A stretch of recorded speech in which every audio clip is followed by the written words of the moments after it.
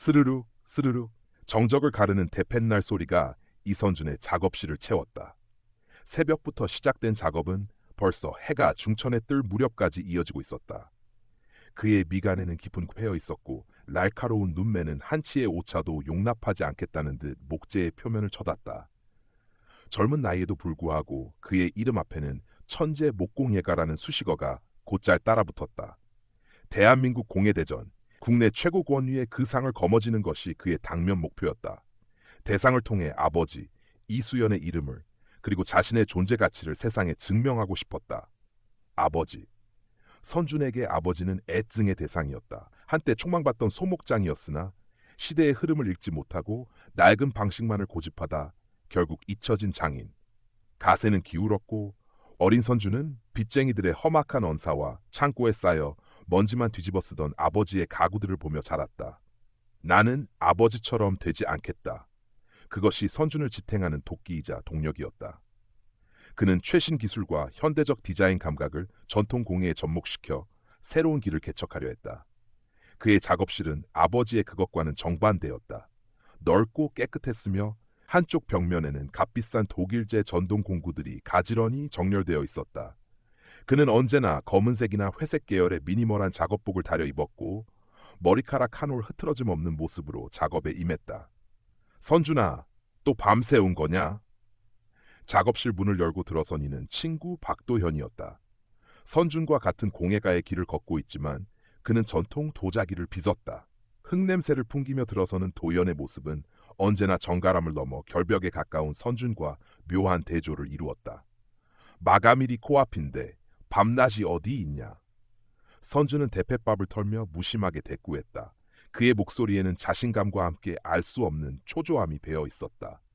어제 공예대전 설명회 다녀왔는데 분위기가 심상치 않더라.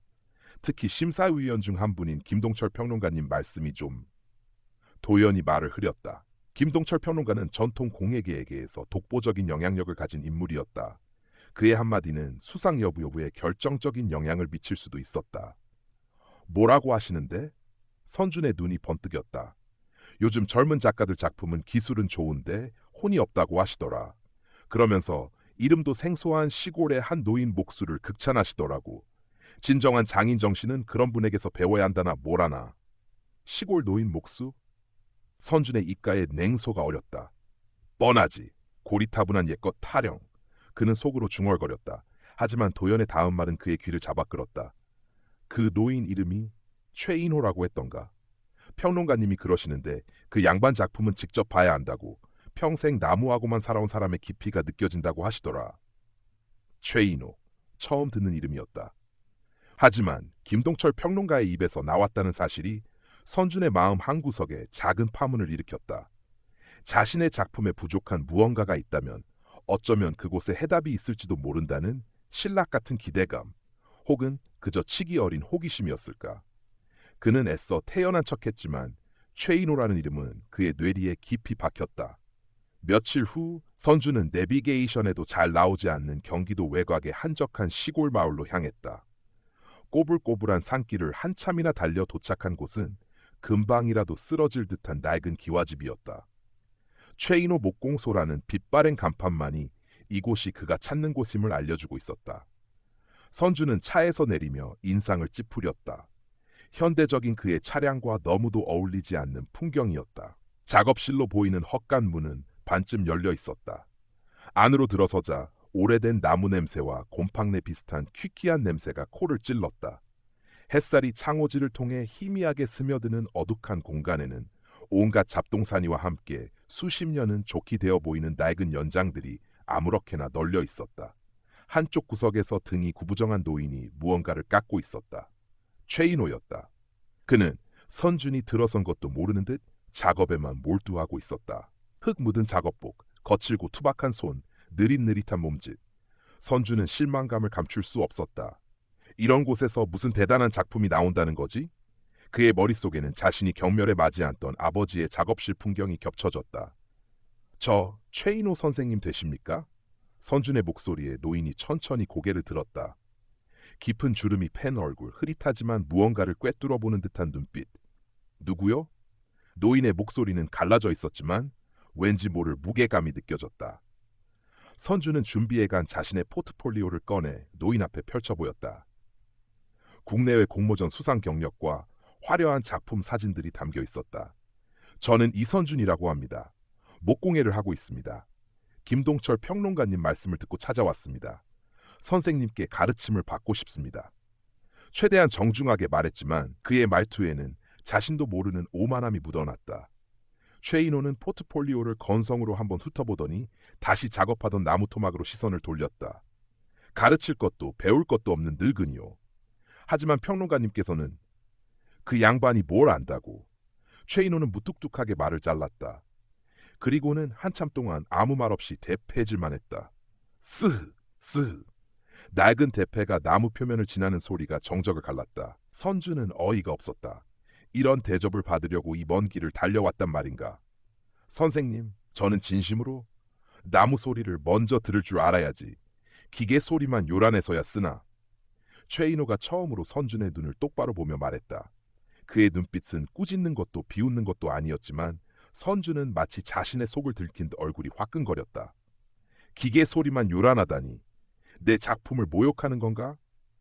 불쾌감이 치밀어 올랐다. 저는 이만 가보겠습니다. 선주는 억지로 분을 사귀며 돌아섰다. 시간 낭비였다. 아니, 오지 말았어야 했다. 그는 자신의 어리석음을 탓하며 차에 시동을 걸었다. 백미러에 비친 최인호의 작업실은 점점 더 작아져 갔지만 노인의 알 수 없는 말과 눈빛은 쉽게 잊히지 않았다. 서울로 돌아온 선주는 다시 작업에 몰두했다. 하지만 이상하게도 손에 일이 잡히지 않았다. 최인호의 말이 귓가에 맴돌았고 그의 작품은 어딘가 공허하게 느껴졌다. 기술적으로는 흠잡을 데 없었지만 그 안에 생명력이 없었다. 마치 잘 만들어진 모형 같았다. 공예대전 마감일은 하루하루 다가오고 있었다. 초조함은 극에 달했다. 그는 밤낮 없이 작업에 매달렸지만 결과는 만족스럽지 못했다. 오히려 하면 할수록 미궁 속에 빠지는 기분이었다. 선준 씨 작품, 테크닉은 정말 나무랄 데가 없어요. 그런데 너무 차가워요. 작가님의 마음이 느껴지지 않는달까요? 그의 작품을 보기 위해 작업실을 찾은 갤러리 숨의 윤지수 큐레이터는 냉정하게 평가했다. 윤지수는 젊은 나이에도 불구하고 날카로운 안목과 기획력으로 주목받는 인물이었다. 그녀의 평가는 선준에게 비수처럼 꽂혔다. 마음이라니요?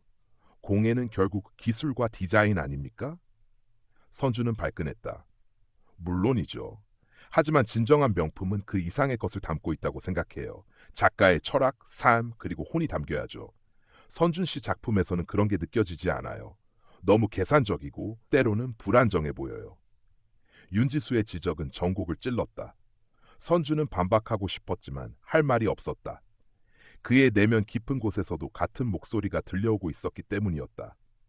엎친 데 덮친 격으로 그의 오랜 라이벌인 김기태가 한 공예 전문 잡지와의 인터뷰에서 선준을 은근히 깎아내리는 기사까지 실렸다. 이선준 씨요? 재능은 있지만 너무 자기 세계에 갇혀 있는 것 같아요. 전통에 대한 이해 없이 현대적인 것만 추구하다 보면 결국 뿌리 없는 나무처럼 될 수밖에 없죠. 김기태는 화려한 언변과 쇼맨십으로 대중적인 인기를 얻고 있는 작가였다. 그의 작품은 상업적으로는 성공했지만 깊이가 없다는 비판도 받고 있었다. 선주는 김기태의 위선적인 말에 치를 떨었지만 그의 지적이 완전히 틀린 말은 아니라는 생각에 더욱 괴로워졌다. 극심한 슬럼프 속에서 선주는 며칠 밤낮을 술로 지새웠다. 작업실은 난장판이 되었고 그의 모습은 폐인과 다름없었다. 그러던 어느 날 그는 문득 아버지의 유품을 정리해야겠다는 생각이 들었다. 아버지가 돌아가신 후 한 번도 제대로 들여다보지 않았던 낡은 나무 상자였다. 상자 안에는 아버지의 손때 묻은 연장 몇 개와 빛바랜 사진 몇 장, 그리고 낡은 작업 노트가 들어있었다. 사진 속에는 젊은 시절의 아버지가 환하게 웃고 있었다. 그리고 그의 옆에는 선주는 자신의 눈을 의심했다. 최인호였다. 지금보다 훨씬 젊었지만 틀림없는 최인호의 모습이었다. 두 사람은 마치 스승과 제자 혹은 아주 가까운 친구처럼 다정해 보였다. 선주는 망치로 머리를 한 대 맞은 듯한 충격에 휩싸였다. 어떻게 된 거지? 아버지가 저런 시골 노인과? 그는 떨리는 손으로 작업 노트를 펼쳤다. 아버지의 서툰 글씨체로 빼곡하게 적힌 내용 중에는 최인호라는 이름이 여러 번 등장했다. 최 사부님께 배운 대패질의 요령, 최 사부님께서 말씀하신 나무의 성질, 오늘은 최 사부님께 크게 꾸지람을 들었다. 나는 아직 멀었다. 모든 것이 명확해졌다. 최인호는 단순한 시골 노인 목수가 아니었다. 그는 아버지의 스승이었던 것이다. 자신이 그토록 무시하고 경멸했던 그 노인이 아버지에게는 하늘 같은 존재였을지도 모른다는 생각에 선주는 얼굴을 들 수 없었다. 부끄러움과 죄책감이 파도처럼 밀려왔다. 그는 당장이라도 최인호를 찾아가 무릎 꿇고 사죄하고 싶었다. 하지만 동시에 두려웠다. 자신의 오만함과 무례함을 어떻게 용서받을 수 있을까? 그리고 아버지는 왜 단 한 번도 최인호 사부님에 대해 이야기하지 않았던 걸까? 수많은 질문이 그의 머릿속을 어지럽혔다. 복잡한 심정을 안고 선주는 다시 최인호의 작업실로 향했다. 이번에는 값비싼 외제차 대신 친구 도연의 낡은 트럭을 빌려 타고 갔다. 작업실 마당에 들어서자 최인호가 마루에 앉아 담배를 피우고 있었다. 선주는 그의 앞에 다가가 깊이 고개를 숙였다. 지난번엔 제가 정말 무례했습니다. 죄송합니다, 선생님. 최인호는 말없이 선준을 바라볼 뿐이었다. 그의 눈빛은 여전히 알 수 없는 깊이를 담고 있었다. 저 아버지를 아십니까? 제 아버지 함자는 이수연입니다. 선주는 떨리는 목소리로 물었다. 최인호의 눈썹이 미세하게 꿈틀거렸다. 수연이. 한참 만에 그의 입에서 낮은 목소리가 흘러나왔다. 그 이름 하나에 수많은 감정이 응축되어 있는 듯했다. 수연이가 자네 아비였군. 그놈 재주는 좋았지. 허나 너무 빨랐어. 세상보다도 제 자신보다도. 최인호는 먼 곳을 바라보며 씁쓸하게 중얼거렸다. 그의 목소리에는 안타까움과 연민이 짙게 배어 있었다. 선주는 아버지에 대해 더 묻고 싶었지만 최인호는 더 이상 입을 열지 않았다. 그는 말없이 일어나 작업실로 들어가 버렸다. 선주는 망연자실한 채 그 자리에 한참을 서 있었다. 최인호가 아버지를 외면했거나 실패하게 만들었다고 오해했던 자신의 어리석음이 부끄러웠다. 하지만 여전히 풀리지 않는 의문들이 남아 있었다. 아버지는 왜 최인호의 곁을 떠났을까? 그리고 최인호는 왜 아버지에 대해 더 이상 말하려 하지 않는 걸까? 선주는 그날부터 최인호의 작업실 근처 허름한 민박집에 방을 얻어 묵기 시작했다. 공의 대전은 이미 머릿속에서 지워진 지 오래였다. 지금 그에게 중요한 것은 오직 아버지와 최인호 그리고 그들 사이에 숨겨진 진실뿐이었다. 그는 매일 아침 일찍 최인호의 작업실을 찾아갔다. 처음에는 말없이 작업실 주변을 청소하거나 장작을 패는 등 허드레질을 도왔다. 최인호는 여전히 그를 없는 사람 취급했지만 선주는 묵묵히 자신의 일을 할 뿐이었다. 며칠이 지났을까? 그날은 유난히 바람이 거센 날이었다.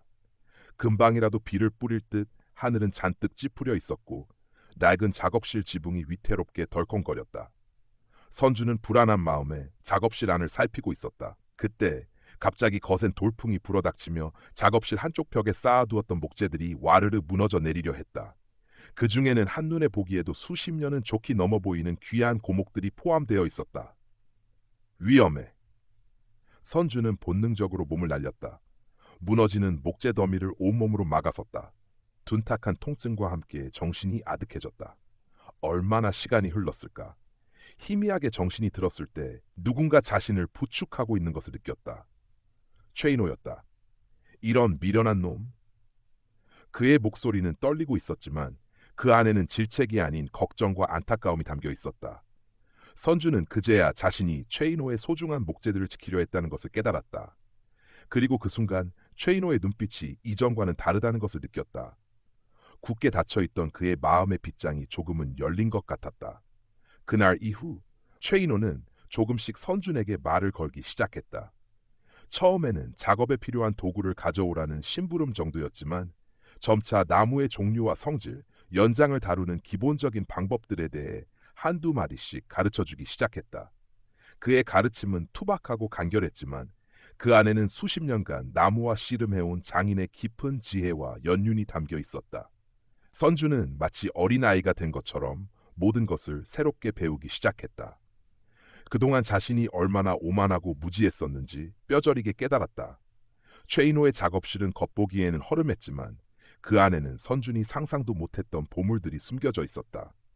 수십 년 된 손때 묻은 연장들은 하나하나가 최인호의 분신과도 같았고 그가 다루는 나무들은 마치 살아있는 생명체처럼 그의 손길에 반응했다. 선주는 특히 최인호의 대패질에 매료되었다. 그의 낡은 대패는 마치 춤을 추듯 나무 표면을 미끄러지며 얇은 종이장 같은 대패밥을 만들어냈다. 그 모습은 단순한 기술을 넘어선 예술의 경지처럼 보였다.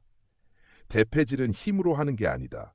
나무의 결을 읽고 그 결을 따라 물 흐르듯 나아가야 하는 법이다. 최인호는 선준에게 직접 대패를 쥐어주며 말했다.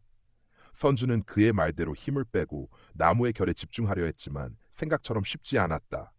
대패는 엇나가기 일쑤였고 대패밥은 두껍고 거칠었다. 허허, 아직 멀었구나. 나무와 하나가 되어야 한다. 네 마음이 조급하니 대패도 춤을 추지 못하는 게야. 최인호는 껄껄 웃으며 선준의 어깨를 두드렸다. 그의 웃음소리에는 꾸짖음보다는 따뜻한 격려가 담겨 있었다. 시간이 흐를수록 선주는 최인호라는 사람에 대해 더 깊이 이해하게 되었다. 그는 단순히 낡은 기술을 고집하는 고집불통 노인이 아니었다. 그는 사라져가는 전통 기법을 간직한 위대한 장인이었고 누구보다 나무를 사랑하고 존중하는 진정한 예술가였다. 어느 날 저녁 두 사람은 작업실 마루에 앉아 막걸리를 마시고 있었다. 달빛이 마당을 환하게 비추고 있었고 귀뚜라미 소리가 정겹게 들려왔다. 선생님, 아버지는 어떤 분이셨습니까? 선주는 조심스럽게 물었다. 최인호는 한참 동안 말없이 술잔만 기울이다 천천히 입을 열었다. 내 아비 수연이는 참으로 영특한 아이였지. 손재주도 뛰어났고 무엇보다 나무를 사랑하는 마음이 남달랐어. 내 평생 그런 제자는 다시 없을 게다. 그의 목소리는 깊은 회한에 젖어 있었다. 하지만 너무 조급했어. 세상을 바꾸고 싶어 했고 새로운 것을 만들어내고 싶어 했지. 나는 그 아이에게 기다림을 가르치려 했지만 듣지 않았어. 결국 제풀에 지쳐 쓰러지고 말았지. 최인호의 눈가에 이슬이 맺혔다. 선주는 아무 말도 할 수 없다. 아버지가 실패한 것이 아니라 자신만의 방식으로 전통과 현대를 잇고자 고독하게 싸웠던 장인이었음을 어렴풋이 깨달을 수 있었다. 그리고 그런 아버지를 안타까운 마음으로 지켜봐야 했던 최인호의 깊은 슬픔도 느껴졌다. 이놈아, 술 한 잔 따라보거라. 최인호는 선준에게 술잔을 내밀었다. 선준은 떨리는 손으로 그의 잔을 채웠다. 그 순간 두 사람 사이에는 말로 표현할 수 없는 깊은 유대감이 흐르고 있었다. 다음 날 아침 최인호는 선준을 작업실 안쪽의 작은 다락방으로 데려갔다. 그곳에는 먼지를 뒤집어 쓴 채 방치되어 있던 낡은 나무 상자가 하나 있었다. 이것은 내 아비가 남긴 것이다. 최인호는 상자를 열어 그 안에 있던 두루마리 하나를 꺼내 선준에게 건넸다. 빛바랜 한지에는 붓으로 그린 정교한 가구 설계도가 그려져 있었다. 한눈에 보기에도 예사롭지 않은 작품이었다. 하지만 설계도의 일부는 미완성인 채로 남아 있었다. 내 아비는 이 작품을 통해 전통과 현대를 아우르는 새로운 경지를 열고자 했다. 하지만 끝내 완성하지 못했지. 이것을 완성하는 것이야말로 내가 아비에게 그리고 이 늙은 스승에게 할 수 있는 진정한 도리일 게다. 선주는 떨리는 손으로 설계도를 받아들었다. 아버지의 숨결이 느껴지는 듯했다. 가슴 속에서 뜨거운 무언가가 치밀어 올랐다. 이것은 단순한 설계도가 아니었다. 아버지의 꿈이자 자신에게 주어진 운명이었다. 제가 해내겠습니다, 선생님. 선준의 목소리는 굳은 결의에 차 있었다. 최인호는 말없이 그의 어깨를 두드리며 희미하게 미소 지었다. 그 미소는 마치 이제야 내 마음을 알아주는구나 라고 말하는 듯했다. 그날부터 선주는 아버지의 미완성 설계도를 완성하기 위한 작업에 몰두했다. 최인호는 더 이상 그에게 직접적인 가르침을 주지 않았지만 묵묵히 그의 곁을 지키며 정신적인 지주가 되어 주었다. 선주는 밤낮을 잊고 작업에 매진했다. 아버지의 설계도에는 그의 천재적인 감각과 함께 전통 기법에 대한 깊은 이해가 담겨 있었다. 하지만 동시에 현대적인 해석과 기술을 필요로 하는 부분도 많았다. 선주는 자신이 그동안 쌓아왔던 모든 지식과 경험 그리고 최인호에게 배운 지혜를 총동원하여 아버지의 꿈을 현실로 만들어갔다. 작업은 생각보다 훨씬 어려웠다. 수없이 많은 시행착오를 겪었고 때로는 모든 것을 포기하고 싶을 만큼 절망적인 순간도 있었다. 하지만 그때마다 아버지의 얼굴과 최인호의 가르침을 떠올리며 다시 일어섰다. 그의 작업실에는 더 이상 미니멀 테크노나 클래식 음악이 흐르지 않았다. 대신 나무를 깎고 다듬는 소리, 연장 부딪히는 소리, 그리고 선준의 깊은 숨소리만이 가득했다. 그의 작업복은 언제나 톱밥과 땀으로 얼룩져 있었고 손은 거칠어졌지만 그 안에는 새로운 힘이 느껴졌다. 어느덧 계절이 바뀌고 차가운 바람이 불기 시작할 무렵 마침내 작품이 완성되었다. 그것은 하나의 장이었다. 전통적인 형태를 기반으로 하고 있었지만 그 안에는 현대적인 세련미와 독창적인 아이디어가 빛나고 있었다. 무엇보다 그 작품에서는 이전의 선준 작품에서는 느낄 수 없었던 깊은 울림과 진정성이 느껴졌다. 마치 아버지와 아들 그리고 스승의 혼이 하나로 응축된 듯했다. 선주는 완성된 작품 앞에 한참을 서 있었다. 눈물이 하염없이 흘러내렸다. 그것은 슬픔의 눈물이 아니었다. 감사와 환희 그리고 형언할 수 없는 감동의 눈물이었다. 대한민국 공예대전 시상식 날, 선주는 최인호와 함께였다. 최인호는 평생 처음 입어보는 듯한 깨끗한 두루마기를 차려입었고 선주는 그동안 즐겨 입던 검은색 슈트 대신 단정한 한복을 입었다. 결과는 대상이 아니었다. 하지만 그의 작품은 심사위원 특별상을 받았고 무엇보다 전시장을 찾은 수많은 관람객에게 깊은 감동을 선사했다. 그의 작품 앞에는 유난히 많은 사람들이 몰려들었고 그들은 작품에서 눈을 떼지 못했다. 이선준 작가님의 작품에서는 진정한 장인 정신과 함께 시대를 초월하는 아름다움이 느껴집니다. 특히 전통을 계승하면서도 현대적인 감각을 잃지 않은 점이 매우 인상적입니다. 김동철 평론가는 선준의 손을 잡고 진심으로 축하해 주었다. 그의 눈에는 선준에 대한 깊은 신뢰와 기대가 담겨 있었다. 라이벌이었던 김기태도 복잡한 표정으로 선준에게 다가와 악수를 청했다. 그의 눈빛에는 질투와 함께 존경심이 뒤섞여 있었다. 시상식이 끝난 후 윤지수 큐레이터가 선준에게 다가왔다. 그녀의 얼굴에는 흥분과 감탄이 가득했다. 선준 씨, 정말 대단해요. 제가 그동안 선준 씨를 오해했던 것 같아요. 이 작품은 정말 살아있어요. 저희 갤러리에서 특갈라지에서 특별 기획전을 열고 싶습니다. 최인호 선생님과 함께요. 선준은 최인호를 바라보았다. 최인호는 말없이 고개를 끄덕이며 선준의 어깨를 툭 쳤다. 그의 주름진 얼굴에는 따뜻한 미소가 번지고 있었다. 그날 밤 선준은 최인호 그리고 친구 박도영과 함께 작은 주막에 앉아 술잔을 기울였다. 선생님, 정말 감사합니다. 선생님이 아니었다면 저는 아직도 어둠 속을 헤매고 있었을 겁니다. 선주는 진심을 담아 고개를 숙였다. 이놈아, 다 내 스스로 해낸 것이다. 나는 그저 네 안에 잠자고 있던 것을 깨워줬을 뿐이다. 내 아비도 하늘에서 기뻐하고 있을 게다. 최인호는 허허 웃으며 선준의 잔에 술을 채워주었다. 박도연도 환하게 웃으며 두 사람의 모습을 흐뭇하게 바라보았다. 거봐, 내가 뭐라고 했냐? 눈에 보이는 게 다가 아니라니까. 최 선생님 같은 분이 진짜 장인이시지. 선주는 웃었다. 더 이상 결과에만 집착하거나 겉모습으로 사람을 판단하는 어리석은 이선주는 없었다. 그는 과정의 가치를 알고 내면의 목소리에 귀 기울일 줄 아는 진정한 공예가로 다시 태어난 것이다. 그 후 선주는 최인호의 곁에서 본격적으로 전통 기법을 배우며 자신만의 예술 세계를 더욱 깊고 넓게 확장해 나갔다. 윤지수 큐레이터의 기획으로 열린 최인호 이선준 사제 특별전은 큰 성공을 거두었고 잊혀가던 전통 목공예의 가치와 아름다움이 새롭게 조명받는 계기가 되었다. 최인호 장인의 이름